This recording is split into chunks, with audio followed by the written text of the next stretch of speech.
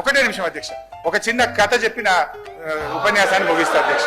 పంచతంత్రంలో చిన్నయ్య సూరి గారు చెప్పిన కథ అధ్యక్ష. ఇది ఒక నక్క ఆహారాన్ని వెతుకుంటూ ఊర్లోకి వచ్చిందట అధ్యక్ష.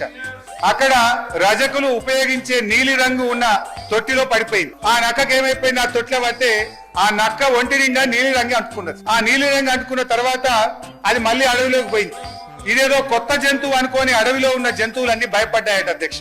ఈ నక్క కూడా ఇదేదో బాగుంది, అందరు నాకు భయపడుతుందని నేను దేవుడు పంపిన దూతను ఈ రోజు నుంచి నేనే మీకు రాజును అని ఆ నక్క అన్నదట అధ్యక్ష. జంతువులు భయంతో అంగీకరించాయి.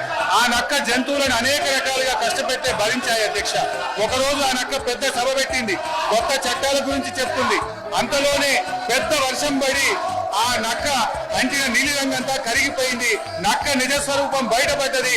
మాయ మాటలతో మారువేషాలతో పెట్టే భ్రమలు ఎక్కువ కాలంలో నిలవదు అన్నది ఆ యొక్క నీతి సూత్రం అధ్యక్ష. వీళ్ళ మాయ మాటలు కూడా ఎక్కువ కాలం నిలువవు. వీళ్ళ మాటలు, వీళ్ళ యొక్క నీతి ఈ రాష్ట్ర ప్రజలకు అర్థమైపోయింది. జై తెలంగాణ, జై కేసీఆర్.